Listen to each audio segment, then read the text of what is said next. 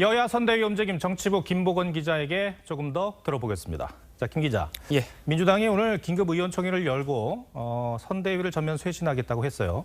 조금 더 취재된 내용이 있습니까?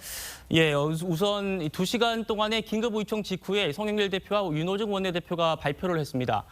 당의 쇄신과 선대위 혁신을 위한 모든 권한을 이재명 후보에게 위임하기로 만장일치로 의견을 모았다, 이렇게 발표를 했습니다. 이 지도부와 이 후보 측 얘기를 들어보면요. 큰 틀에서 핵심은 이 기능과 특기에 따라서 최소 인원들로 선대위를 재구성한다는 겁니다. 그러니까 이 비례대표 의원들은 중앙선대위에 남고 또 지역구 의원은 모두 지역으로 내려가는 안이 유력하다고 합니다.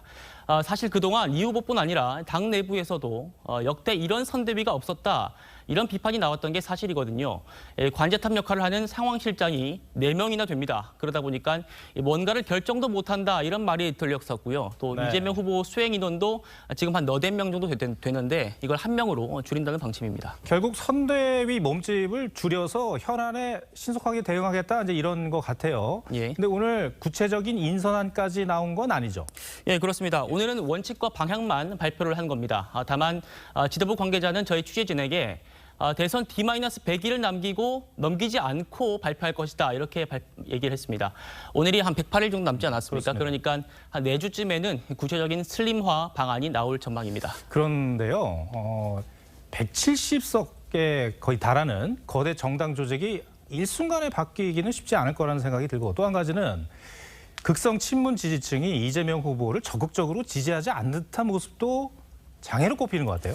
예, 그렇습니다. 거기다가요, 최근에 이재명 후보의 지지율까지 윤석열 후보에게 한 10%포인트 이상 뒤진다, 이런 조사 결과가 나오는 등 위기감이 커진 상황입니다. 여기다가 또 각종 잡음, 선거 전략 실패도 이어지면서 찬물을 끼얹고 있다, 이런 자체 평가까지 나오고 있는 상황입니다. 네. 이를테면 이 송영길 대표가 윤 후보 돌상에 있는 집회를 N화라고 했다가 사과를 했고, 또 한준호 의원이 후보 부인들을 출산 여부로 구분했다, 이런 비판까지 받지 않았습니까?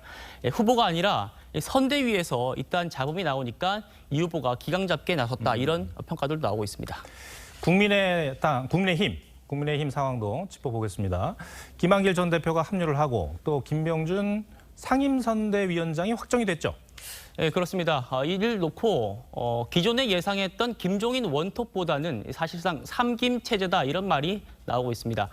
기존 진보 진영의 출신의 반문 인사들을 영입해서 외연 확장에 나선 모습이지만 어찌 보면은 민주당은 사람을 빼는 작업을 하고 있다면 국민의힘은 더하는 그런 작업을 하고 있다, 이렇게 정리할 수도 있겠습니다. 네, 윤석열 후보가 이제 상승세를 타고 있으니까 주위에 사람들이 많이 모이는 건 인지상정이라고 할 수도 있을 것 같은데, 그런데 자칫 그 자리 싸움으로 비화되지 않겠냐, 이런 우려가 있는 것도 사실이죠. 그렇습니다. 되는 집에 사람이 붙는 거는 당연한 이치다, 이렇게 말을 할 수 있겠습니다만 민주당이 위기의식을 갖고 이렇게 절치부심, 또 기득권을 내려놓으면서 마음을 다잡는 반면에 국민의힘은 김종인 전 위원장이 실무형 선대위를 꾸리겠다, 이렇게 발표했는데 그것과 달리 불필요한 자리만 늘리고 있다, 이런 지적이 나오고 있는 상황입니다. 네. 김 전 위원장은 최근에 저희 TV조선과의 통화에서 민주당처럼 감동이 없는 매머드 선대위를 만들어봐야 역효과만 날 것이다, 이렇게 지적했는데 뇌관은 또 있습니다.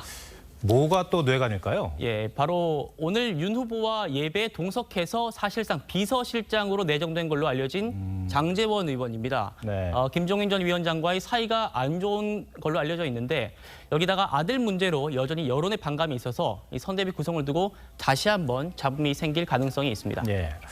이재명 후보와 윤석열 후보가 이제 연일 특검을 놓고 이제 으르렁거리고 있는 형국인데, 오늘이죠. 제3정당 후보에게 특검법 제정을 맡기자, 이런 제안이 나왔다면서요? 그렇습니다. 바로 이 국민의당 안철수 후보가 이 대장동과 고발 사주 의혹에 대한 쌍특검을 주장하면서 이 정의당과 심상정 후보한테 법안 제정을 함께하자, 이렇게 공개 제안을 한 겁니다. 이를 놓고 제3지대 연대에 다시 한번 변수가 생길 수 있다, 이런 가능성도 주목받고 있습니다. 네. 김보건 기자, 오늘 설명 잘 들었습니다.